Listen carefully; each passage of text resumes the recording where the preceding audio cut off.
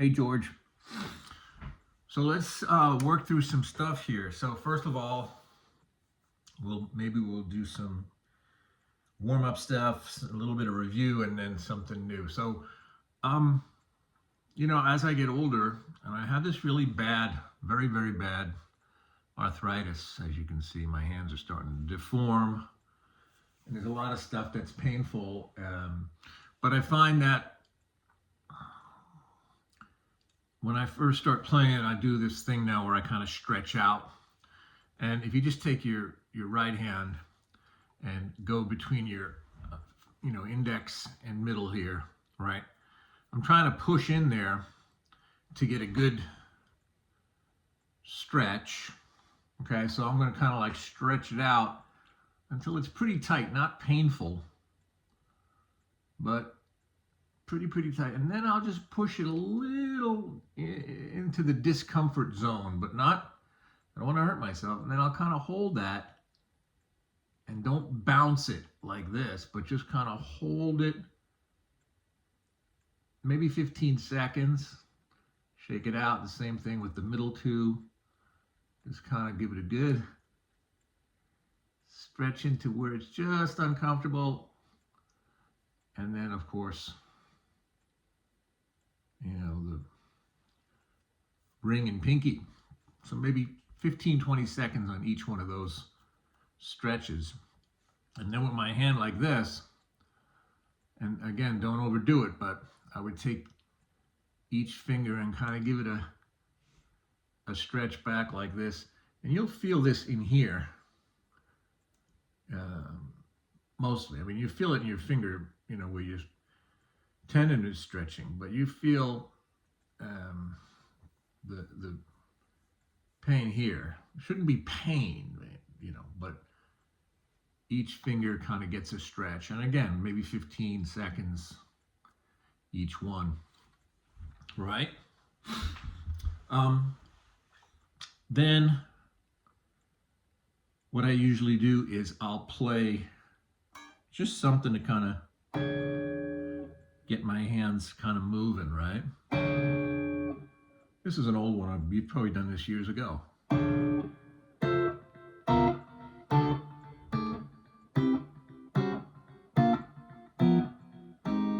So, this is 12, 13, 14, 15 on the top 4 strings, and then flip it. So it's 15, 14, 13, 12, right?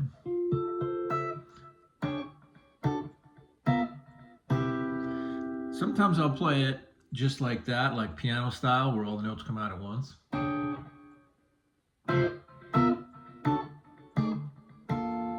trying to land right on the tips of my fingers.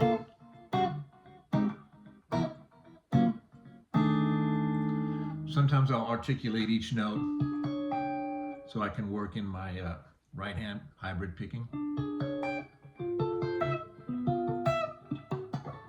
Okay, and then middle 4 strings, bottom, middle, top, middle, bottom. Okay, I'll do that.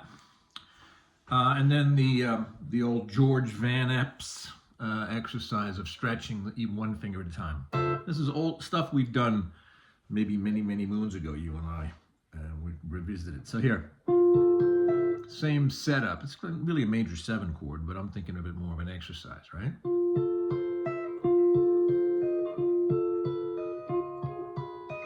One finger at a time, moves 1 fret at a time.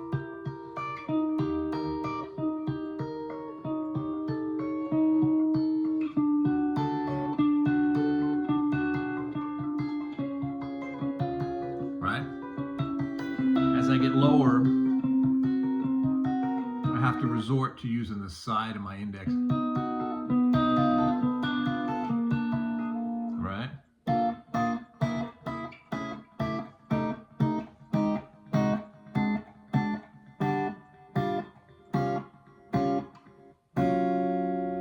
Just to get wake everything up. I'll do that kind of a deal. So that's a good stretch. So we got this physically stretching and bending your fingers the this deal, the Van Epps, and then I'll do maybe some simple chord thing. So maybe like I'll take E minor. There's a D with an F sharp under it. G. A minor. Here's G again, but G over B, right? So the middle 4 strings only, that's a G chord, right? And a C.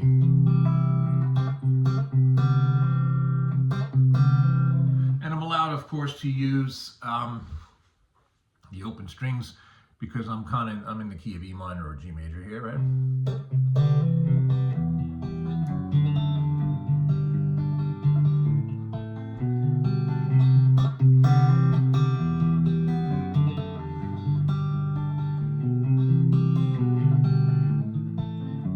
So that's my sequence.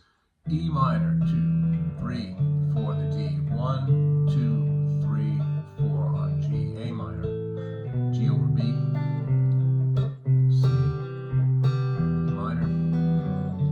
D over F sharp. G. I walk up to the C. G over B. A minor. D. And then on the end on the G. So that's like a super simple, but you know, a little bit of bass note articulation chord sequence, right?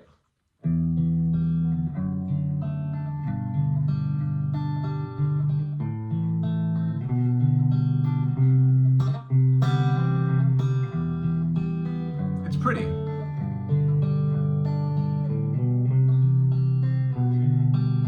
And it's a good workout because the chords are, you know, all these open chords are kind of dissimilarly shaped, so it's good to get moving. And it's also another opportunity to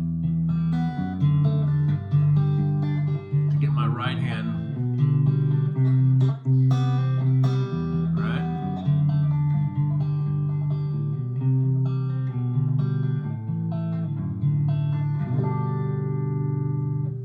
Moving.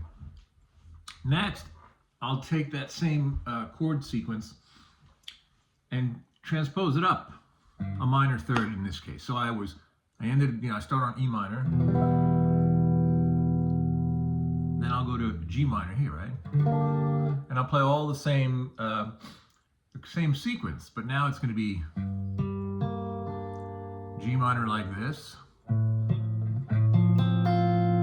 There's an F major chord, look. It's like playing that D shape, but this way. So I have, there's an F, C, F, and then A on the bottom makes it an F major, right?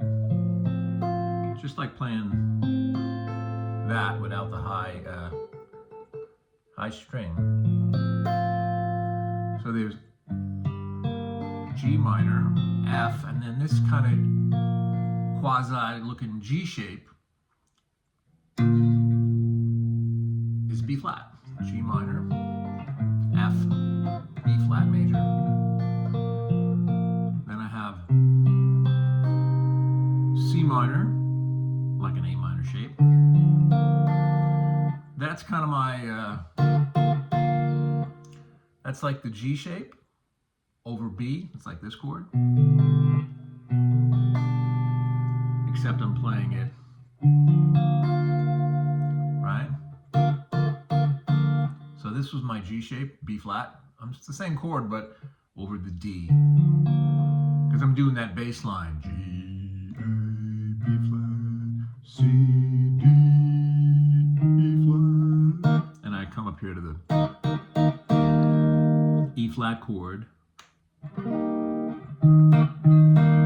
which is a C shape, right? So I have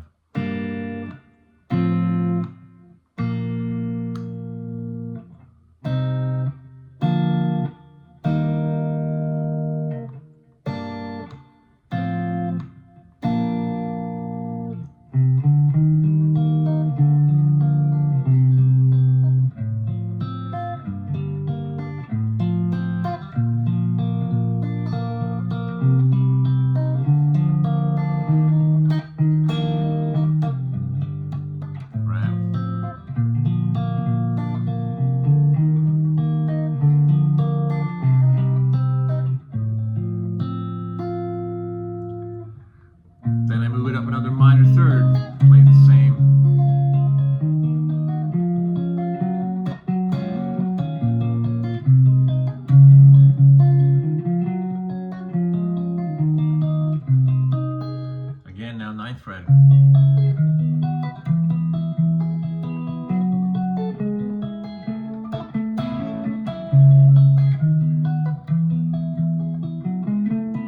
Oops. Another minor third would be up to E, but that brings us back to here. Okay, so what I did was I played these forms, right? E minor, D, G, A minor, G over B, C, and then I just did those.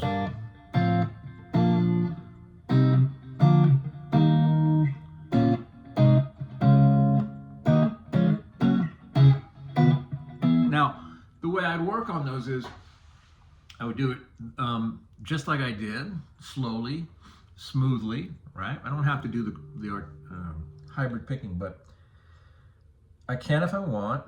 And then once I get the physical execution, then I want to make sure that I know, what the notes, what chords they are. So, G minor, F over A, B flat, C minor, B flat over D, E flat major, right? Then here would be B flat major, I'm sorry, B flat minor.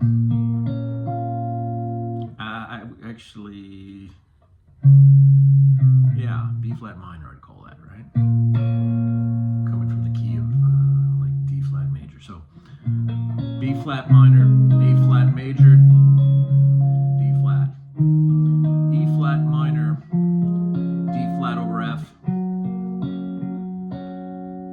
G flat. All right. Here it would be C sharp minor. That's a B. Here's an E major. F sharp minor, E over G sharp, A. So I want to know those chords, what to call them. Most of the time, if I'm playing some kind of a pretty, let's say I have like a kind of a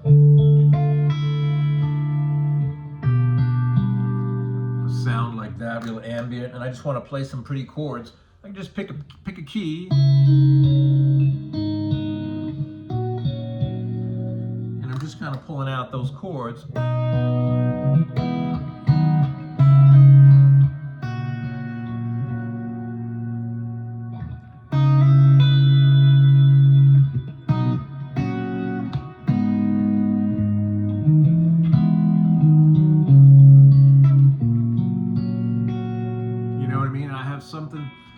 A simple chord sequence to start moving on.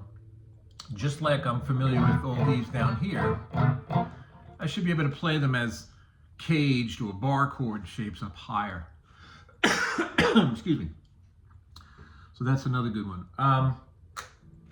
Then maybe for some lead work, I would review, my pentatonic stuff, and definitely add the flat 5, right? So if we're in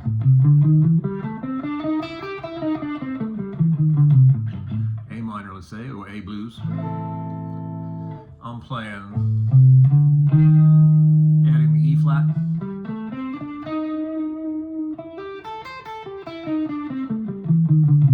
Okay, so that'd be that pattern 1. There are my 2 flat 5s, my 2 E flats.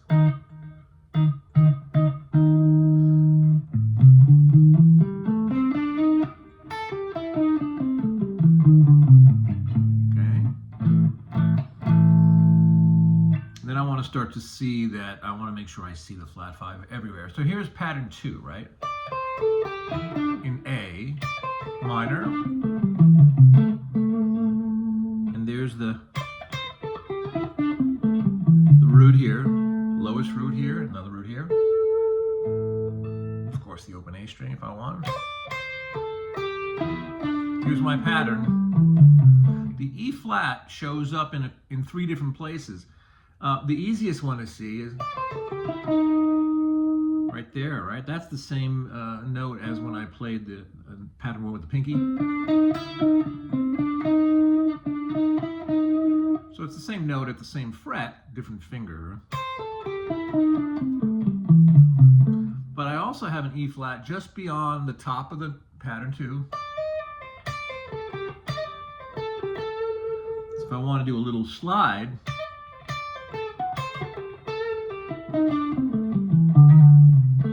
and I have it on the low E too, right?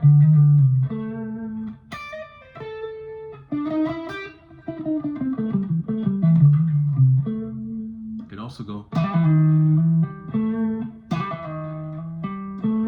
So it's only one note, but I want to really see it. Wherever it shows up. Sometimes I'll do it with playing a finger on the note, or I might slide into it, or I might bend into it.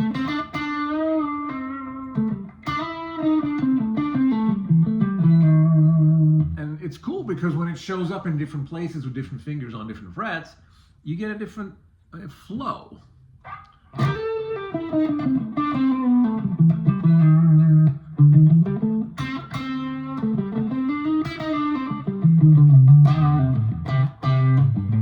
So let's take the next pattern, number 3, right? Here's 3 in A again. Number 3 is convenient. I can get the E flat right there, right there, right there.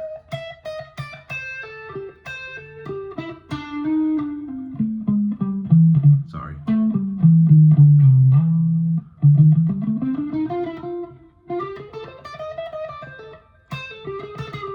So you can kind of get some cool outside bluesy sounding stuff. Pattern 4, there's the E flat, and I have to slide just like I did here. Exact same notes on different strings, they sound different.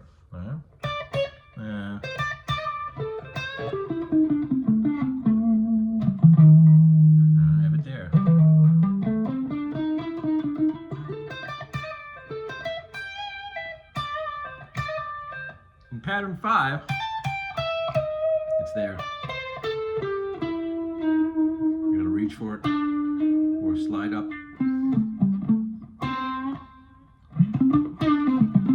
Okay, so I'm just taking the pentatonic scale and really exploiting where the flat 5 is in every position, every possible fingering. Get a lot of mileage out of that. If I'm thinking about connecting diagonally, which we always talk about, like hopscotch and stuff, I might think of 5. Well, here's 1, and then here would be 5, pattern 5. Now, I might not in real life, if I wanted to play some notes from, pattern 5 on the, and exploit the whole width of all 6 strings, I might play like this finger.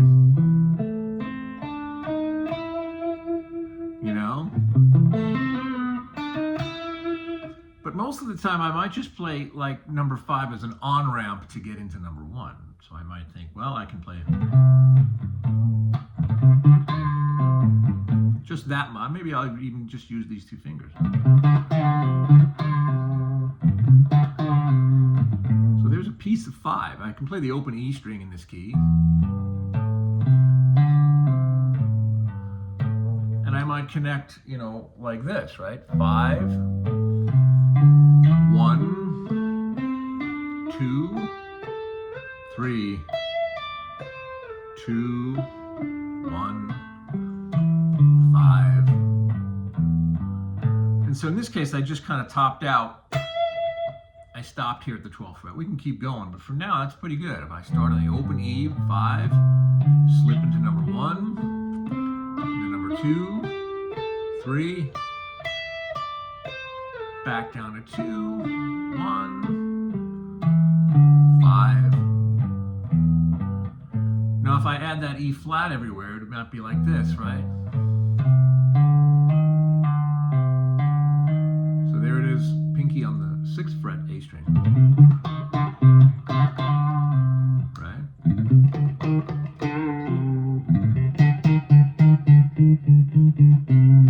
Or I can go.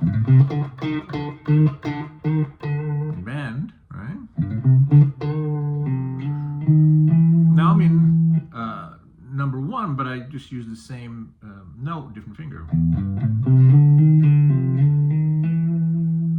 Now I'm in 1, continuing.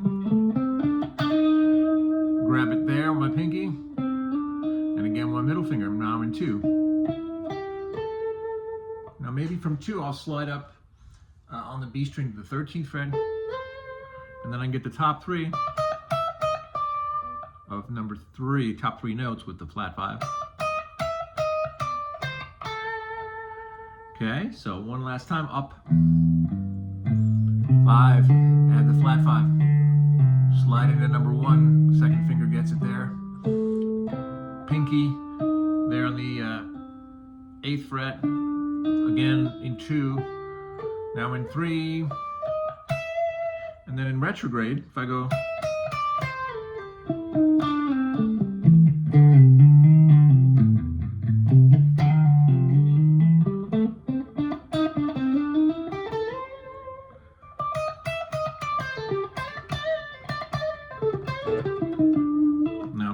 up in number 4,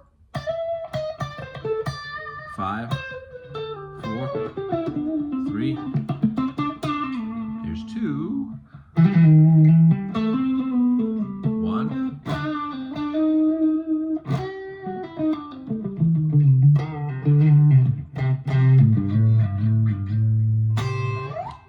okay, so anyway, that's a pretty good, you could spend an hour on that if you extrapolated everything out.